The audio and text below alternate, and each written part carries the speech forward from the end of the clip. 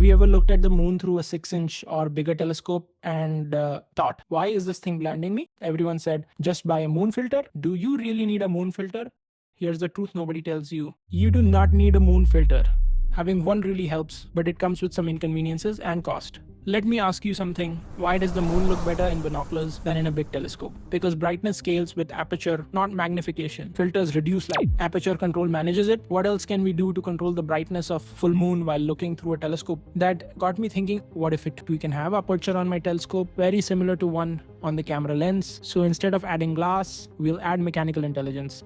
In this video, you'll learn 1. How an iris mechanism actually works, 2. How many blades you really need, and 3. How to design one for an 8-inch telescope step by step.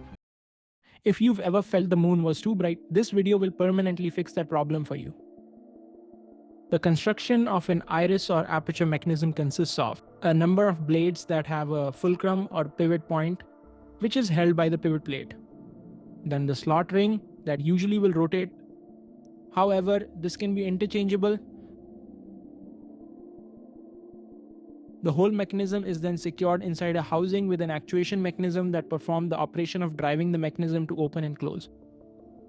Now the number of blades and its arc length can have a very significant influence on the amount of aperture closing for a given rotation. Now let's design the 3D CAD model using Onshape. If you would like to directly jump to the printing of these parts, please click on the appropriate chapter.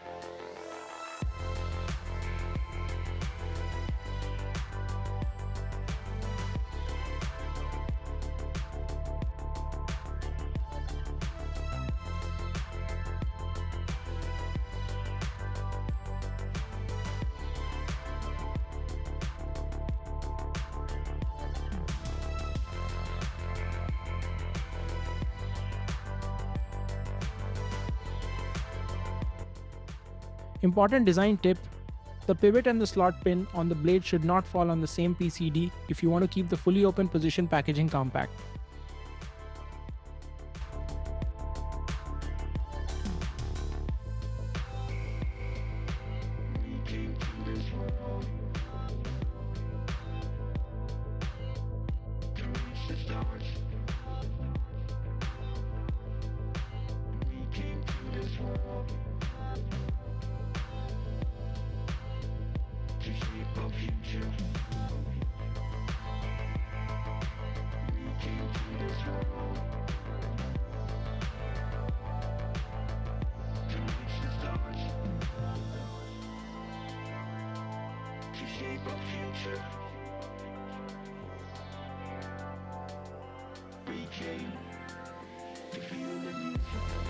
Friends, if you like the videos I am posting, please subscribe and share with like-minded people.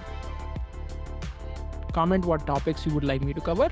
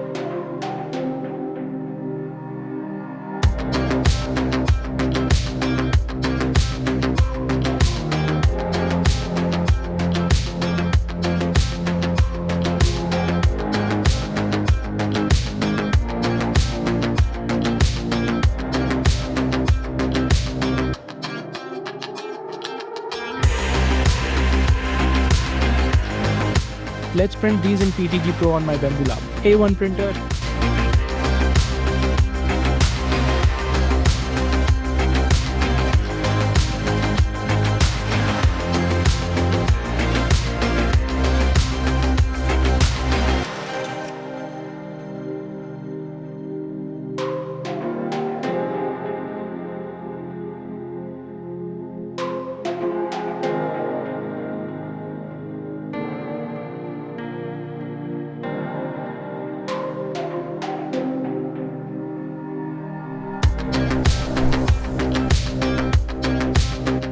The parts are ready to assemble.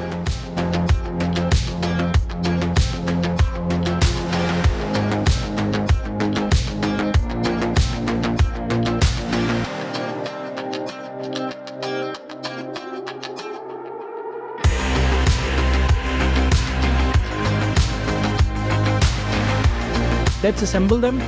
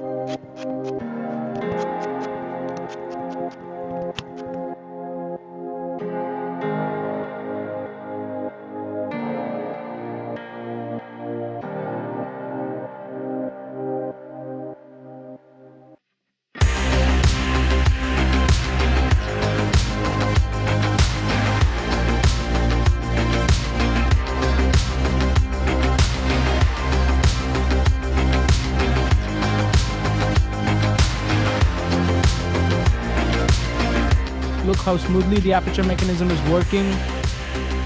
Let's check the fitment on the 8-inch GSO Dobsonian telescope.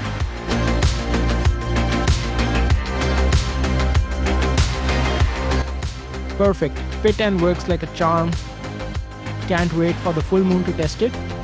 I will cover the testing results on my other YouTube channel. The link will be in the description. Subscribe if you would like to watch the results. I have attached the link of the STL files in the description. Cheers and happy printing!